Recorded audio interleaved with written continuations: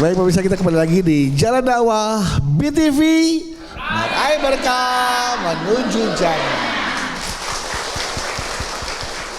Ustadz Abi akan masih melanjutkan tausiahnya untuk tema kita hari ini. Istri tidak dirindukan karena suami yang tidak berperan. Nah, inilah kewajiban bersikap baik kepada istri, layaknya ia adalah wanita paling mulia di dunia. Ini yang harus dilakukan oleh suami ya. Nah, tapi sebelumnya Abi, ada pertanyaan dari jamaah. Seperti biasa Abi, yang mau bertanya ke Abi, ini dari @Zahra bukan penyanyi. Ngasih tahu kita dia, @Zahra bukan penyanyi, yang sudah masuk ke media sosial kami di @Jalan Dakwah BTV Official. Assalamualaikum Abi, perkenalkan saya Zahra, penonton setia kajian Abi Gifran. Waduh, pertanyaan saya mungkin banyak dialami oleh para ibu di luar sana. Emang ya, ibu mertua itu gak pernah lihat sisi baik dari menantunya. Begini Abi, saya kalau ketemu ibu mertua itu bawaannya males banget. Tapi bukan karena cekcok ya Abi, ibu mertua saya itu demen banget bilang, ih Rafa nih udah pintar, lucu, ganteng lagi, persis seperti bapaknya. Tapi kalau anak saya lagi tantrum, lagi marah-marah, lagi ngambek tuh, ibu mertua saya langsung bilang begini, aduh si Rafa kok ya bisa banget niru sifat kamu ya Zahra. Begitu, yang baik buat anaknya, yang jelek buat menantunya. Lihat tuh, anak kamu teriak-teriak mulu, mirip banget sama kamu. Kan kalau lagi marah tuh mirip banget kan, kamu pasti kecil dulu kayak gitu kan, iya kan? Ya kan Zahra? Intinya kalau baik, ya tadi seperti saya bilang, intinya kalau baik mirip anaknya, kalau bandel mirip saya. Oh iya, Rafa itu nama anak saya Abi, sekarang umurnya 3 tahun. Sekali 2 kali saya ketawa betul bilang begini Abi, tapi seterusnya saya jadi muak Abi. Kan pribadi anak itu tergantung kedua orang tuanya, bukan hanya saya saja sebagai ibunya dong. Kalau mertua ngomong gini lagi, apa sebaiknya saya diam aja atau saya ikut tantrum juga Abi? Itu ngambek juga gitu. Gimana Abi? Silakan Abi. Bu,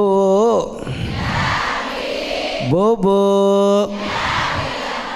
alhamdulillah. Menjadi seorang ibu, menjadi seorang istri bukanlah profesi yang mudah. Benar apa enggak? Bukan profesi yang gampang. Karena ketika dia menjadi sosok seorang istri, yang dia harus terus berusaha bagaimana menjadi istri yang bertanggung jawab, bisa menjaga rumah tangga, bisa menjaga anak-anak, mental suami, mental anak, juga yang paling luar biasa dia mampu menjaga mentalnya. Dan ini bukan perkara mudah, dan pula juga bukan perkara gampang. Kita mungkin kalau dimarahin oleh suami kita, kita bisa nerima. Saat suami kita nasehatin kita, kita masih bisa masuk dalam pikiran kita bahwa ini adalah tanda sayang. Tapi saat ada kita punya mertua tanpa ada sebab, tanpa ada hal apapun, lalu ketika setiap keburukan kita yang jadi masalahnya, kita yang jadi biangnya, kita yang jadi akibatnya, maka betapa demikian tetap kita harus menjadi menantu yang baik buat mertua kita. Benar apa enggak? Betul apa betul? Situasi demikian ini bukan permasalahan yang gampang, rumit. Betapa ibu harus betul-betul menjaga rasa. Jangan sampai saya, lisan kita, diri kita lalu berkata yang tidak sepantasnya bagi mertua kita. Benar apa enggak? Betul apa betul? Betapapun itu adalah mertua kita, betapapun kelakuannya demikian, betapapun menyakitkan hatinya, betapapun ucapannya melukai perasaan kita, tetap yang kita lihat adalah dia orang tua dari suami kita dan dia mertua bagi kita. Namun cuma hanya bisa apa? Bisa cerita sama suami. Benar enggak? Betul betul. Maka disinilah dibutuhkan pendampingan dan perhatian suami. Saat ketika istri mengeluh bukan lagi ngomongin mertua. Saat istri lagi cerita bukan berarti nggak suka sama mertua, tapi mungkin ada ruang yang ketika dia cerita, dia ungkapkan, dia ceritakan ke suaminya apa yang dia merasakan itu berat, jadi ringan saat dia cerita sama suaminya. Bener apa enggak? Cuman nggak semua suami paham. Kadang-kadang kita ngomongin mertua dianggapnya nggak suka sama orang tua kita, nggak suka sama orang tua suami, padahal kita cuma pengen membagi beban. Pak, bagaimana saya menjadi seorang istri? Sudah saya mendampingi Bapak sudah baik apa belum? Rasa-rasanya saya sudah maksimal. Begitupun saya merawat anak-anak. Tapi kadang omongan ibu tuh Pak, ya Allah Pak, rasanya mama kayaknya enggak pernah ada baik-baiknya di depan mertua. Bener enggak? Lihat bagaimana sosok istri kalau begitu. Dulu Nabi pernah istrinya mengeluh, tapi dengan kelembutannya Nabi rangkul, dengan kelembutannya Nabi menenangkan, dengan perhatiannya Nabi bahwa kita nggak butuh uang, nggak butuh kemana-mana. Yang dibutuhkan adalah apa? Kalimat yang keluar dari suami kita menenangkan perasaan kita. Benar nggak Bu? Betul apa betul? Maka insya Allah saat ada ketenangan, seorang suami menjadi pelengkap dalam diri kita. Inilah yang menjadikan sebab kewajiban bersikap baik kepada istri. Layak inilah menjadi wanita yang paling mulia di dunia, insya Allah. Bu, bagaimana cara memuliakan istri? Yang pertama, ucapkan kata terima kasih kepada istri. Tuh, pernah nggak suami ibu bilang makasih? Pernah apa kagak? Ada yang belum sama sekali? Ada? Mana orangnya? Seneng nggak kalau suami bilang begini, Mah terima kasih ya sudah menjadi orang yang hebat di samping papa. Seneng nggak kalau digituin? Seneng banget apa seneng aja? Seneng banget. Ya Allah, lihat Nabi Muhammad, Bu. Nabi Muhammad itu selalu menyenangkan perasaan istrinya. Satu ketika Nabi Muhammad pulang, itu Siti Aisyah nyiapin susu panas buat Nabi. Saking senengnya Nabi pulang, Siti Aisyah saking senengnya dia lupa putihnya sama, tapi yang dimasukin bukan gula, tapi yang dimasukin ke dalam susu itu garam. Saking senengnya Nabi balik, langsung dia kasih, ya Nabi, kekasihku, ini buatan mama, susu terenak sedunia. Wih, dikasih sama Nabi, diambil sama Nabi. Alhamdulillah. Apa yang Nabi lakuin? Beneran ini buatan mama? Iya. Nah ini apa, minum, diminum sama Nabi. Pas Nabi minum sambil duduk, Nabi minumnya. Set, beres Nabi minum. Bagaimana? Kan ada perempuan kalau habis masak, masakannya dimakan sama suami, dia nanya, Pah enak gak masakan mama? Ada yang gitu? Ada. Sama kayak istrinya Nabi Muhammad, Pah enak gak masakan mama? Kata Aisyah. Apa jawab Nabi Muhammad beres minum? Ya Allah, ini minuman nggak ada duanya dibandingkan dengan siapapun yang buat, nggak ada duanya. Kenapa Pak? Ini paling enak sedunia. Padahal asin. Saking penasaran, kata Aisyah, coba Pak mama nyobain. Jangan, diamin mama, jangan, papa mau habisin. Dihabisin sama Nabi. Set, kata Nabi, mudah-mudahan nggak 2 kali. Dihabisin sama Nabi. Beres Nabi nabisin, itu bayangin seorang Aisyah mukanya memerah berbinar-binar, tapi ada masih sedikit. Lalu diam-diam Aisyah ambil itu bekas gelas Nabi, diminum, ternyata maka pandai-pandailah memuji istrimu, pandai-pandailah menyenangkan hatimu. Insya Allah kalau istri hatinya senang, hatinya bahagia, rezekinya banyak. Amin ya rabbal alamin. Tepuk tangan ibu untuk Abi. Oke, sekarang siapa yang mau bertanya? Siapa yang mau bertanya? Siapa? Oke, silakan ibu. Ya. Duh. Jangan dipukul Bu, sakit. Ya. Silakan ibu. Bismillahirrahmanirrahim. Assalamualaikum warahmatullahi wabarakatuh. Waalaikumsalam warahmatullahi wabarakatuh.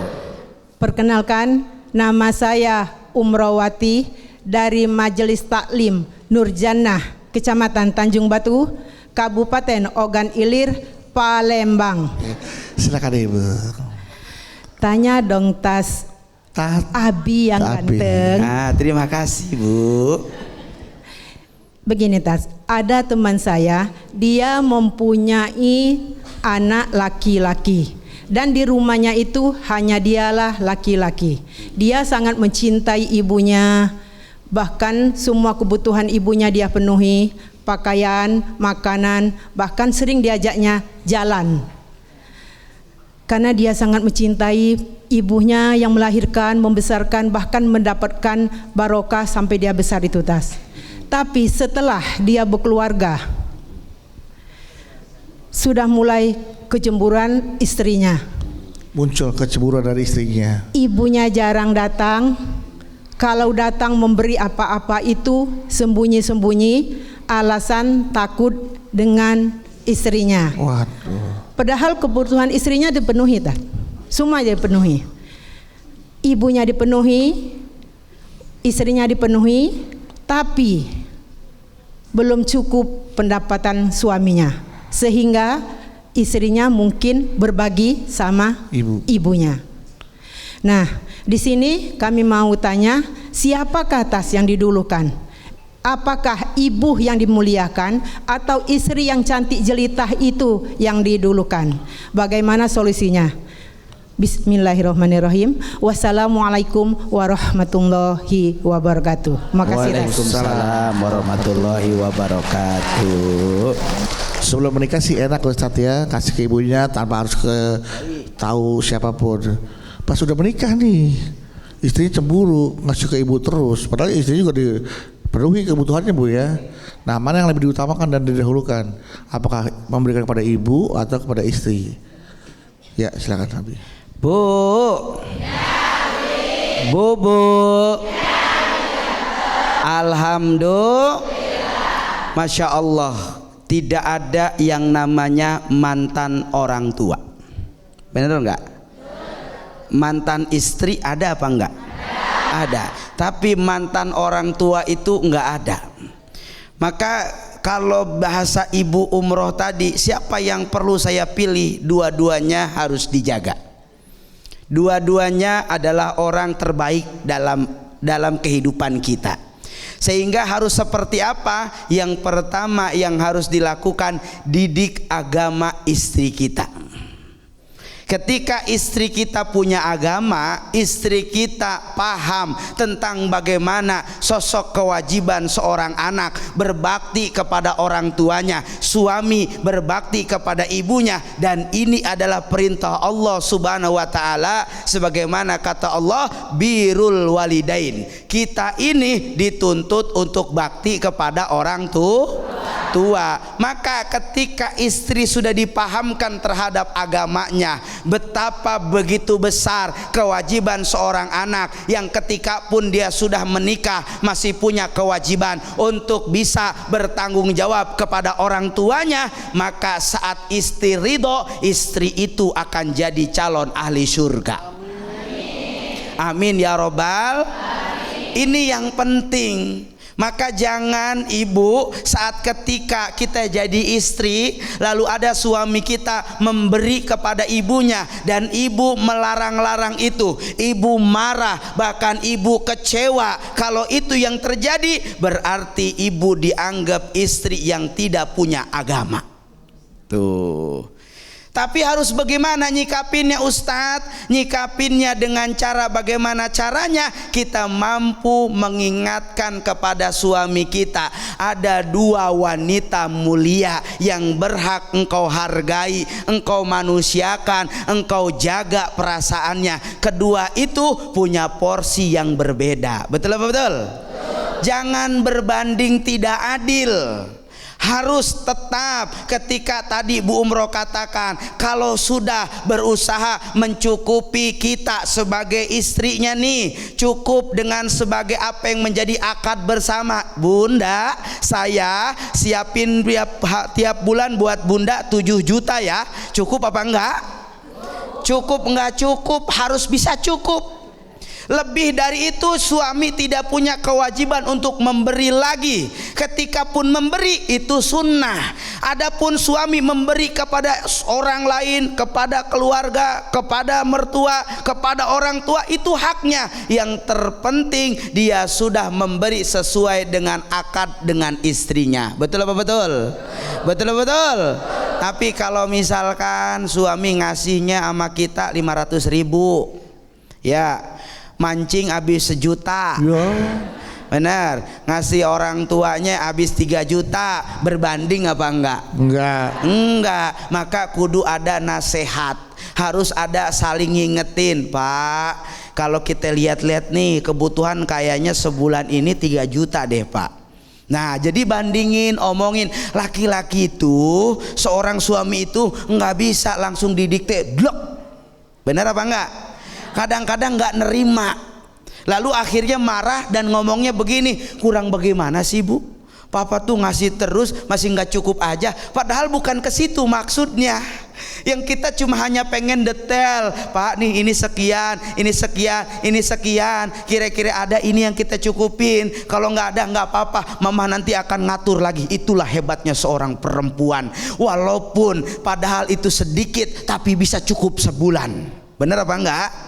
Bisa ngatur. Giliran waktu beli cincin ada, arisan ada, beli baju ada, buat makan ada. Yang anehnya padahal duitnya segitu-gitu aja. Kenapa dia bisa ini cukup, itu cukup, ini cukup, itu cukup, ini cukup, ini cukup? Kenapa? Karena ada keikhlasan di hatinya. Jadi rezeki yang dikasih suami akan berkembang jadi keberkahan. Alhamdulillah. Alhamdulillah. Boleh setelah Ibu Umrowati kepada siapa yang mau bertanya? Siapa? Ibu siapa? Ibu itu, oke. Silakan Ibu. Ibu sih, ini dulu. Oke Bu, ini dulu. Ya, silakan Ibu. Bismillahirrahmanirrahim. Assalamualaikum warahmatullahi wabarakatuh. Waalaikumsalam warahmatullahi wabarakatuh. Perkenalkan Abi, nama saya Ibu Dede. Saya dari Majlis Taklim Al-Ikhlas, Kebun Pala, Jakarta Timur. Ibu Dede apa Ibu Dede? Ibu Dede. Ibu Dede pakai H?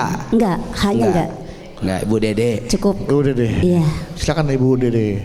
Saya mau curhat Bi. Iya Bu. Jadi saya tuh punya rasa bersalah sama ibu saya. Jadi begini ceritanya. Ketika saya remaja, ayah dan ibu saya bercerai. Karena ketahuan selingkuh dengan teman sekantor ayah. Setelah itu ayah lebih memilih selingkuhannya karena ayah pikir ibu tidak bekerja, sedangkan selingkuhannya itu orang pintar yang bekerja, yang banyak finansialnya, dia tidak membebankan ayah. Ketika ibu bercerai karena ibu tidak bekerja, akhirnya perceraian itu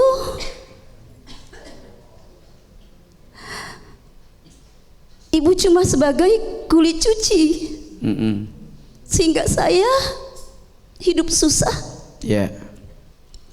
Yang pakaian saya cuma buluk, sepatu saya yang cuma robek. Saya tidak bisa mengikuti tren-tren anak zaman sekarang. Sehingga pada akhirnya saya menyalahkan ibu saya. Kenapa ibu bisa miskin, hidup susah? Pada akhirnya saya menyalahkan ibu saya. Mengapa ibu saya cuma lulusan SMA, tidak sederajat? Ketika itu setelah perceraian, akhirnya saya berpikir setelah saya menikah, saya menjadi seorang istri, bahkan ibu, saya sadar mengapa saya menyalahkan ibu saya, sedangkan itu salah ayah saya. Ibu saya yang sudah muliakan, yang sangat mulia, yang hatinya telah disakiti sama ayah saya.